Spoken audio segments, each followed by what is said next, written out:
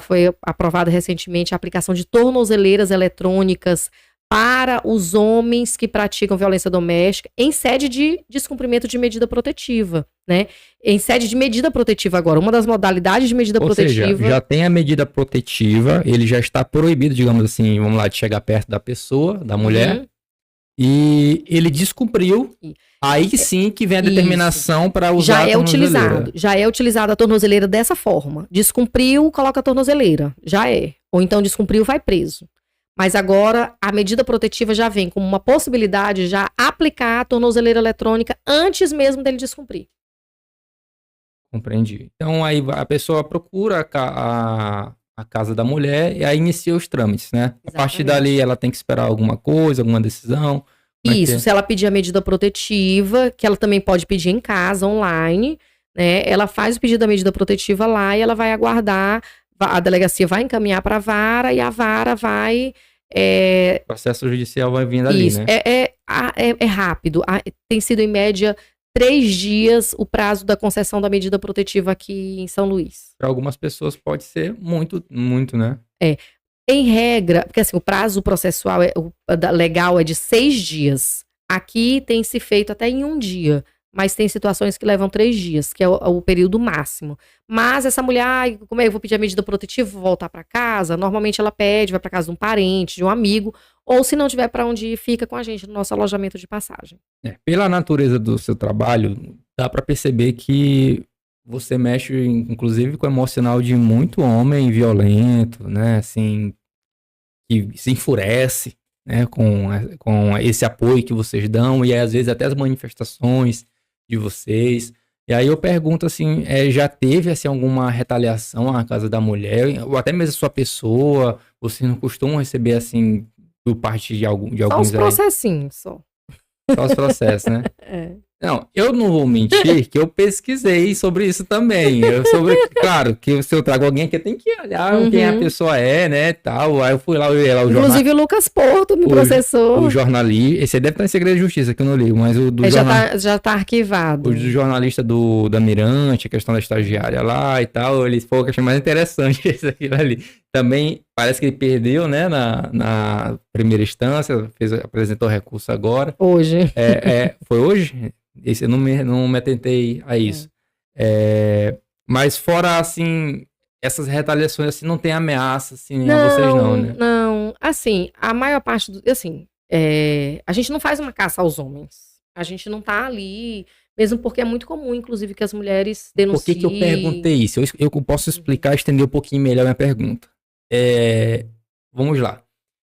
Eu tenho certeza, você tá ali na condição de defender a mulher, independente da circunstância que ela se encontra. Essa é a violência contra a mulher não pode... A gente tá ali para defender a justiça. Exatamente. Mas vamos lá, digamos que chegue lá uma mulher do mundo do crime. Aí, ela faz parte daquela vida lá que você já deve conhece muito bem. E aí, por aquelas circunstâncias que ela vive, né, eu vou dar aqui apenas um exemplo de várias situações possíveis, né? Que um exemplo, algo não nada específico, algo somente um exemplo mesmo. Digamos que a namorada ou mulher de um traficante. E aí ela se envolve com outro cara aí e tal, pela rival da facção dele ali. Aí ele vai lá, começa a ameaçar a mulher, ela corre pra vocês. Esse cara vai mover céus e terra também pra perseguir até lá dentro. Não teve já situação assim, porque pra todos os fins, ela é uma mulher, deve estar precisando de amparo de alguma forma, ela tá em condição mais frágil ali, né? Então, como que você se vê assim nessas situações? Você já chegaram a trabalhar com essas pessoas também? Olha, é muito raro acontecer situações de mulheres vítimas de violência em que os homens sejam faccionados na casa da mulher brasileira. Por quê? Porque a facção, ela meio que evita, inclusive, esse tipo de crime, porque é uma forma de fazer com que a polícia entre na comunidade, né? Então, tanto é que nos presídios tem os espaços chamados seguros. O que é o seguro? Seguro onde fica estuprador, feminicídio e feminicida e violência contra a mulher, né? Então, eles ficam naquele lugar porque na ética interna deles não tem muita essa aceitação.